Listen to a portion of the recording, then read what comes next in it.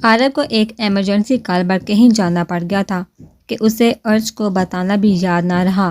اسے یہ تھا کہ اس کی جلدی واپسی ہو جائے گی، لیکن رات کا یہ پہر ہو گیا تھا۔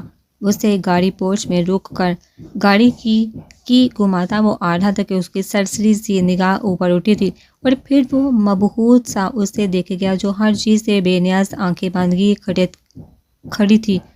ہوا اور بالوں کی شرارتوں سے لاپرواہ وہ کھڑی کچھ بول رہی تھی۔ اس کے ہلتے لبوں کی سرگوشیاں سنتے اور ہوا کو اس کی حد میں رکھنے کے لیے وہ اس خوبصورت منظر سے نظریں ہٹاتا اوپر کی طرف بھاگا، کیونکہ اسے یہ خوبصورت منظر اتنی دور سے نہیں بلکہ پاس سے بالکل قریب سے دیکھنا تھا۔ کمرے کا دروازہ وہ کھول کر اندر داخل ہوا۔ نہ صرف داخل ہوا بلکہ اس کے پیچھے آ کر کچھ فاصلے پر کھڑا ہو گیا، لیکن وہ حیران ہوا کہ ارج کو اس کی موجودگی کا ذرا احساس نہ ہوا تھا۔ یہ چیز اسے بری لگی تھی۔ وہ تو چاہتا تھا کہ وہ تو دور سے ہی اس کی خوشبو سے اسے پہچان جایا کرے۔ ہاں، ناراض ہوں میں، اسے مجھے بتا کر بھی نہیں گیا، اور اتنی رات کو باہر سے بلا وہ اتنی دیر سے بھی گھر سے باہر رہتا ہے، وہ بھی جب گھر میں بیوی ہو۔ ہوا کو بتا دے، اس نے منہ بنایا۔ مجھے وہ نہیں، بس اس کی سرگوشیاں یاد آ رہی ہیں، اور سب سے زیادہ غصہ تو خود پر آ رہا ہے کہ اسے میری فکر نہیں ہے اور میں ہوں کہ اس کا انتظار کر رہی ہوں۔ اسے اس کی باتوں کو دماغ پر سوار کر لیا ہے۔ وہ بند آنکھوں سے بوڑھے منہ بناتی شدید جنجلاہٹ بولی، ہاں ہاں ہاں، اب دیکھو وہ اتنا سوار ہو گیا ہے کہ مجھے اس کی خوشبو بھی اپنے آس پاس محسوس ہو رہی ہے۔ اس کی باتوں پر خالد مسکرا کر اس کی پیٹھ دیکھ رہا تھا کہ اس کے اعتراض کے ساتھ گہری سانس لیتے، جیسے وہ اس خوشبو کو اپنی سانسوں میں بسا رہی ہو۔ بہت پیارا منظر ہے۔ اس نے اس کے پیچھے گرل پر ہاتھ ٹکاتے مسکرا کر اس کے کان میں سرگوشی کی۔ ارج کی آنکھیں اس کی آواز اتنے قریب سے سن کر فٹ سے کھل گئی اور دھڑکنوں میں ارتعاش پیدا ہوا۔ کیا اس نے میری باتیں سن لی؟ اس کا دل چوٹ سا ہوا۔ یہ سوچ کر شرمندگی شرم الگ کون تھا۔ اس نے ترچھا سا اسے دیکھ کر اس کی مسکراہٹ سے نظریں چراتے دھک دھک کرتے دل سے پوچھا، یہی جو میرے سامنے ہے؟ اس نے اس کے کان کی لو پر لب رکھے۔ ارج سانس روکا گرل پر ہاتھ مضبوط کر گئی۔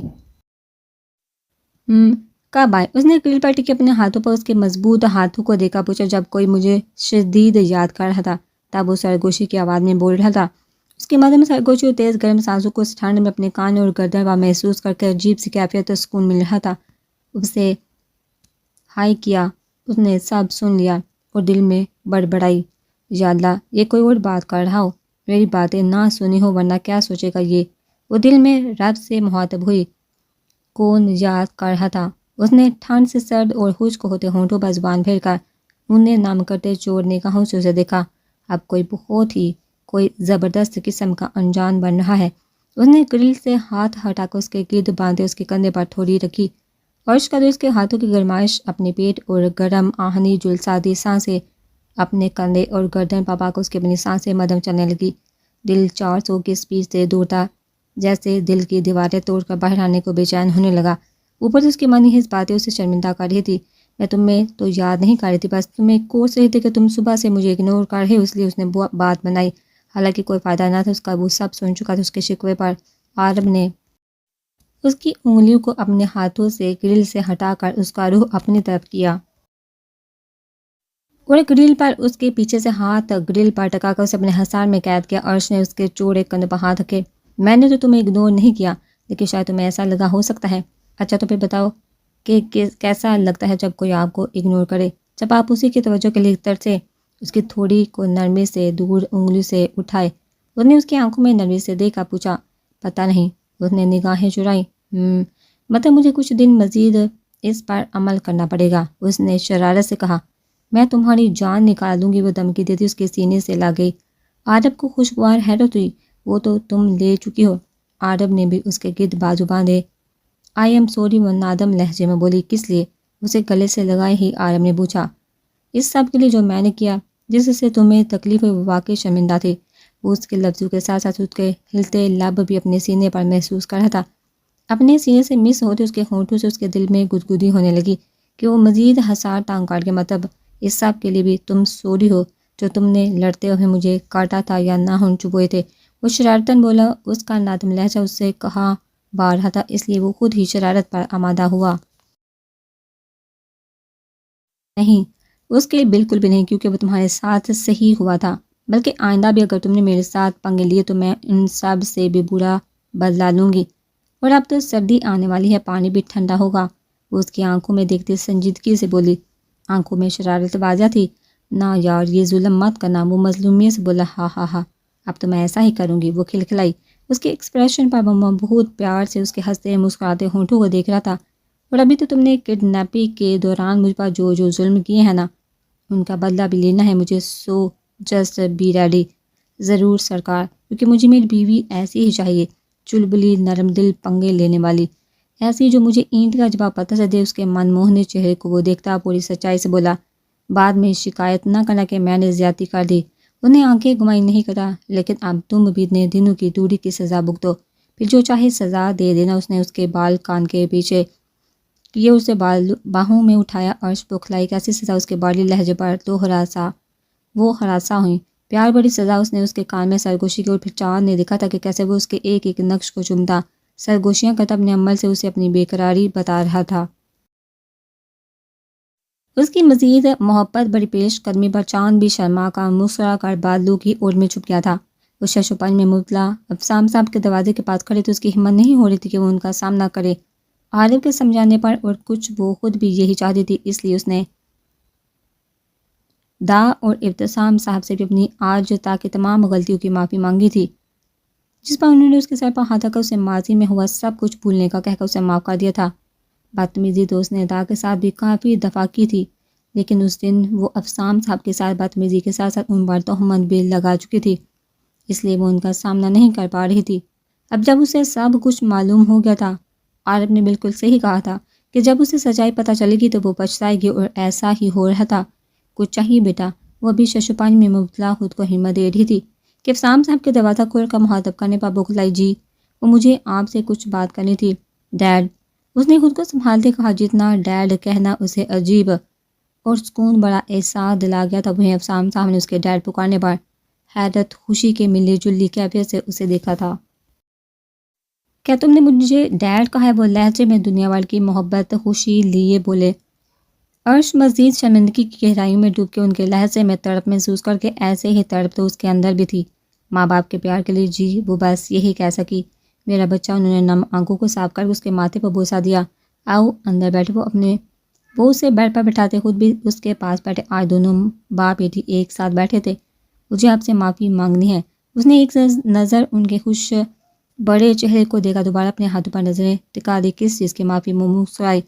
معافی تو مجھے مانگنی چاہیے، تم دونوں کا مجرم ہوں میں، تم دونوں کو جب میری سب سے زیادہ ضرورت تھی تو میں تم دونوں کو چھوڑ کر چلا گیا۔ وہ ہاتھ باندھے نادم ہوئے۔ نہیں ڈیڈ، ایسا مت کہیے۔ اس نے ان کے ہاتھ ایک دوسرے سے چھڑوائے۔ کوئی بھی کسی چیز کا ذمہ دار نہیں ڈیڈ، یہ سب وقت اور حالات کا تقاضا تھا، اور ایسا ہی ہونا تھا، اس لیے مجھ سے معافی مانگ کر مجھے مزید شرمندہ مت کرے۔ میں پہلے ہی آپ سے گستاخی کر کے گناہ گار ہوئی ہوں۔ ابھی تم نے ہی تو کہا کہ یہ وقت کا تقاضا تھا، تو پھر تم کیوں شرمندہ نادم ہو؟ انہوں نے اس کا بوجھ ہلکا کیا۔ شکریہ ڈیڈ، مجھے معاف کرنے کے لیے۔ آئی نو میں اچھی بیٹی نہیں ہوں۔ کس نے کہا میری بیٹی اچھی نہیں ہے؟ میری دونوں بیٹیاں میرا فخر، میرا مان ہے۔ وہ فخر سے بولے۔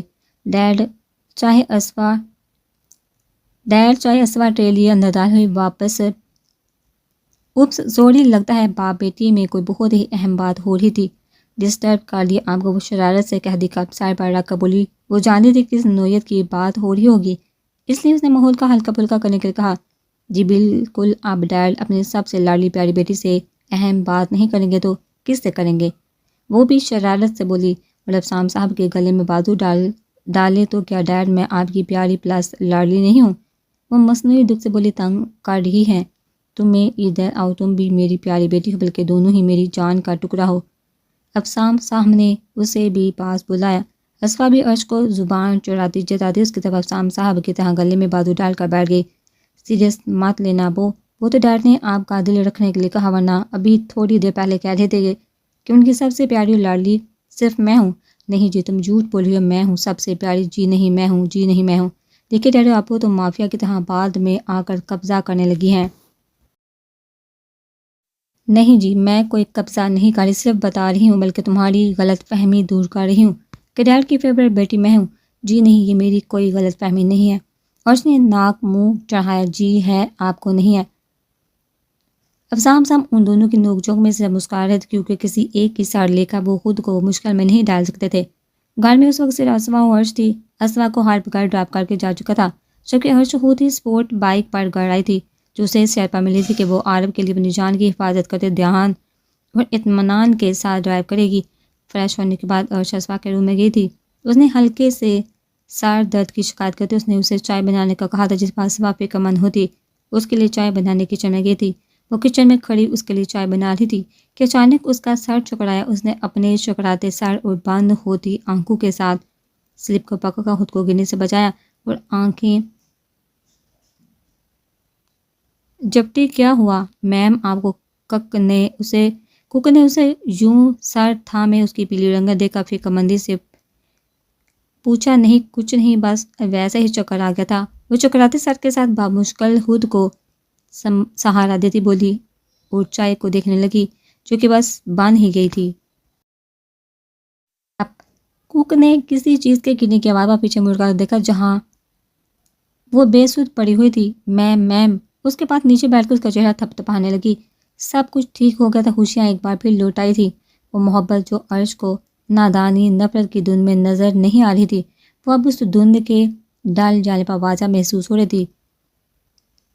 اسے اپنی ماضی کی بے وقوفیاں بدتمیزیوں پر افسوس بھی تھا، لیکن پھر وہ آنے والی خوشیوں کا سوئدے ماضی کو خیر آباد کر دیتی اور عارب کی محبت کا سوچنے لگی تھی۔ ٹھا کی ہلکی سی آواز پر اس نے عارب کے خیالوں سے نکل کر دروازے کی سمت ناگواری سے دیکھا تھا۔ What the hell is this? کک کو دیکھا وہ ناگواری اور اونچی آواز میں بولی، کیا کمرے میں آنے کے مینرز بھول گئی ہو یا پھر سستا نشہ کیا ہوا ہے جو اجازت لینے کی زحمت گوارا نہیں کی؟ وہ تند لہجے میں اس کے سر پر کھڑی اسے جھڑک رہی تھی۔ وہ کک جو بھاگ کر سیڑھیاں چڑھ کر کامتی اس کے کمرے میں آئی تھی کہ شاید جلدی سے دروازہ ایک دفعہ ہاتھ مارنے سے دیوار سے جا لگا تھا کہ اب ارش اس بات پر اس کی کلاس لے رہی تھی۔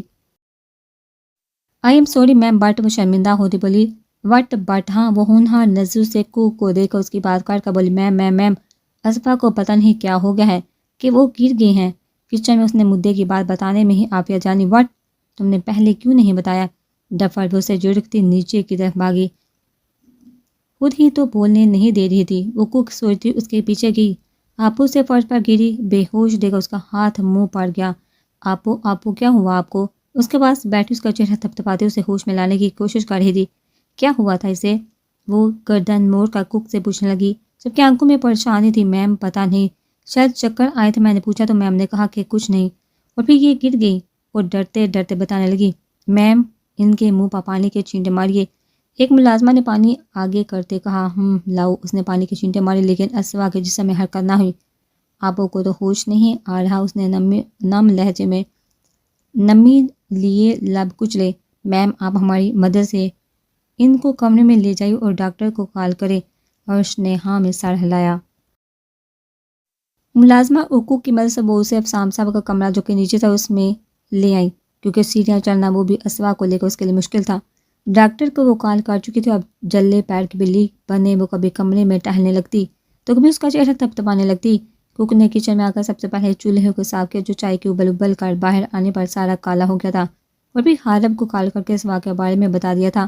دا کمرے سے آرام کر کے باہر نکل رہے تھے کہ ملازمہ کے ساتھ اندر آتے ڈاکٹر کو دیکھ انہیں تشویش ہوئی۔ یہ ڈاکٹر کیوں آیا ہے گھر میں؟ انہوں نے چشمے کو درست کرتے ملازمہ سے روب سے پوچھا۔ تشویش والی بات ہوتی کیونکہ وہ خود تو ٹھیک تھے اور ان کا جو منتھلی چیک اپ ہوتا تھا اس کے لیے وہ ہاسپٹل جایا کرتے تھے، تو پھر یہ ڈاکٹر یہاں کیوں؟ دا وہ میم اسوا بے ہوش ہو گئی ہیں اس لیے بلائے ہیں، ملازمہ نے مدھم سا جواب دیا۔ ملازمہ کی بات سن کر ان کی جوڑیوں زیادہ ماتھے پر بال بڑے کب، اور تم نے مجھے بتایا کیوں نہیں؟ وہ اب غصے سے ملازمہ کو گورے تھے۔ معذر لیکن آپ اس وقت آرام کر رہے تھے اور میرے ذہن میں بھی نہیں رہا۔ ملازمہ شرمندگی سے سر جھکائے بولی، میں آرام کر رہا تھا تو کیا میرے آرام کے وقت گھر میں کسی کو بھی کچھ بھی ہو جائے تو تم لوگ مجھے بتاؤ گے نہیں؟ اور کون ہے اسوا کے پاس؟ دا کا غصہ کم ہی نہیں ہو رہا تھا۔ ارش میم ہے چاہو تم، اور ڈاکٹر صاحب آپ آئیے میرے ساتھ، ملازمہ سے کہتے وہ ڈاکٹر کو لے کر سیڑھی کی طرف بڑھے۔ دا اسوا میم افسام صاحب کے کمرے میں ہے، ملازمہ نے انہیں سیڑھیوں کی طرف بڑھتے دیکھا بتایا۔ وہ ڈاکٹر کو لے کے افسام صاحب کے کمرے کی طرف بڑھے۔ ڈاکٹر کو اندر داخل ہوتے دیکھ ارش جو اسوا کے سرہانے بیٹھی ہوئی تھی جلدی سے اس کے اوپر کمبل درست کر کے اٹھ بیٹھی۔ الٹی کیا ہوا ہے انہیں؟ ڈاکٹر نے ارش سے پوچھا۔ ڈاکٹر آپ ہیں کہ میں؟ وہ تند لہجے میں بدتمیزی سے بولی۔ اسوا کی مسلسل بے ہوشی کی وجہ سے وہ پریشان تھی کہ ڈاکٹر کے سوال نے اس کا دماغ گھما دیا۔ ارش، دان نے تنبیہ کی۔ ڈاکٹر کے چہرے پر وہ ناگواری دیکھ چکے تھے۔ ارش خاموشی سے چپ کر کے سیر پہ ہو گئی کیونکہ وہ پہلے والی ارش نہ تھی۔ اب کے پلٹ کا جواب دیتی۔ ڈاکٹر نے اسوا کی آنکھیں اور نبض چیک کی۔ آپ لوگ کسی فیمیل ڈاکٹر سے ان کا چیک کروائیے۔ کیا مطلب فیمیل ڈاکٹر سے؟ تم کیا ڈاکٹر نہیں ہو؟ یا پھر سیاست دانوں کی طرح تمہاری ڈگری بھی جعلی ہے؟ اب کہ وہ خود کو بولنے سے روک نہیں سکی۔ اصلی ڈگری ہے میری، چاہے تو آپ چیک کر سکتی ہیں۔ اس نوجوان ڈاکٹر نے بیگ سے اپنی ڈگری نکال کر دکھا اور ناگواری سے عرش کے آگے کی بزرگ، آپ کسی فیمیل ڈاکٹر سے ان کا چیک اپ کروائیے۔ آگے آپ سمجھدار ہیں، میری بات سمجھ گئے ہوں گے، ڈاکٹر نرم سے لہجے میں بولا۔ دان نے بات سمجھ کا سر ہلایا اور فیس دے کر الوداعی مسافہ کیا۔ جاتے ہوئے اس ڈاکٹر نے عرش کو ناگواری سے دیکھا۔ جواباً عرش نے بھی ناگواری سے گھورا اور چہرہ موڑ لیا۔ آپ نے جانے کیوں دی اس ڈاکٹر کو؟ وہ غصے میں قابو رکھتی اسوا کے سرہانے بیٹھی داد سے بولی۔ میں فیمیل ڈاکٹر کو بلواتا ہوں۔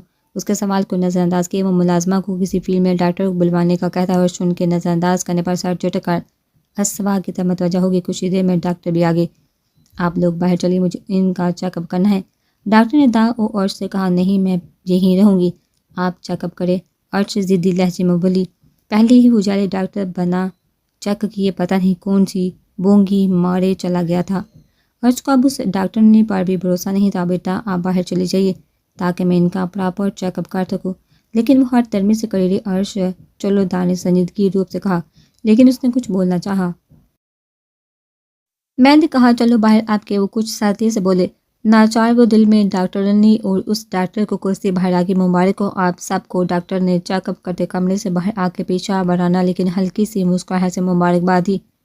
وہ جو چلے پیر کی بلی بنی اس ڈاکٹرنی کو کوسنے کے ساتھ اسوا کی صحت مندی کے لیے دعا کر رہی تھی۔ ڈاکٹر کے مبارک کہنے پر تب کا بولے، شرم نہیں آتی آپ کو؟ میری بہن اندر بے ہوش ہے، نہ جانے سے کیا ہوا ہے اور آپ ہمیں یوں مبارکباد دے رہی ہیں؟ وہ چل کر غصے سے بولی اور ملازمہ کو زور زور سے آواز دینے لگی کہ تم کس قسم کی جعلی پاگل ڈاکٹروں کو بلوا رہی ہو؟ وہ ملازمہ پر گرجی۔ ملازمہ بیچاری سہم گئی اور ڈاکٹر اس سرپھری لڑکی کو آنکھیں بڑی کر کے دیکھنے لگی جو اسے پاگل جعلی بول رہی تھی۔ بیٹا ایسے موقعوں پر مبارکباد ہی دی جاتی ہے۔ عرش کا تو سر ہی گھوم گیا۔ اب اس کو پکا شک ہو گیا تھا کہ یہ ہے ہی پاگل یا جعلی۔ ٹھیک ہے، ایسے موقعوں پر مبارکباد دی جاتی ہے نا، تو پھر جب آپ کے گھر میں سے کوئی بیمار ہوگا تب میں بھی آپ کو ڈھیروں مبارکباد دینے آؤں گی۔ وہ مڑ کر ڈاکٹر کو دیکھ کے سب سے بڑی بیمار ڈاکٹر بڑبڑائی اور پھر وہ سمجھ گئی کہ وہ کیا سمجھ رہی ہے۔ ڈاکٹر کو چھوٹی سی لڑکی پر پیار آ رہا تھا۔ وہ اندر موجود لڑکی کے لیے اس قدر پینک ہوئی تھی۔ دان نے تو اپنا سر ہی پیٹ لیا۔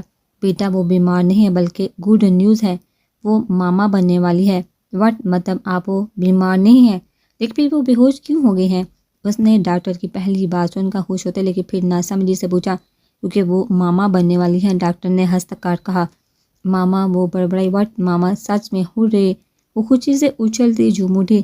سچ میں آپ وہ ماما بننے والی ہیں اور میں آنی؟ اس نے کھلتے چہرے سے ڈاکٹر سے تصدیق چاہی جو ڈاکٹر نے شفقت سے سر ہلایا۔ واو، میں آنی؟ اس کے چہرے پر نہ ختم ہونے والی مسکراہٹ جبکہ آنکھوں میں نمی آ گئی۔ اس کی خوشی پر ڈاکٹر مسکراتی دا کی طرف متوجہ ہوئی۔ بہت بہت مبارک ہو آپ کو، ویکنیس کی وجہ سے ان کو کمزوری ہو گئی ہے جس کی وجہ سے وہ بے ہوش ہو گئی ہے۔ میں نے ان کو انجیکشن لگا دیا ہے، تھوڑی دیر میں ہی ان کو ہوش آ جائے گا۔ خیر مبارک، بہت بہت شکریہ۔ دا کے چہرے پر تو الگ ہی خوشی تھی، عہدہ جو بڑھ گیا تھا۔ اٹس مائی ڈیوٹی اور انہیں پراپر چیک اپ کے لیے ہاسپٹل آنا پڑے گا۔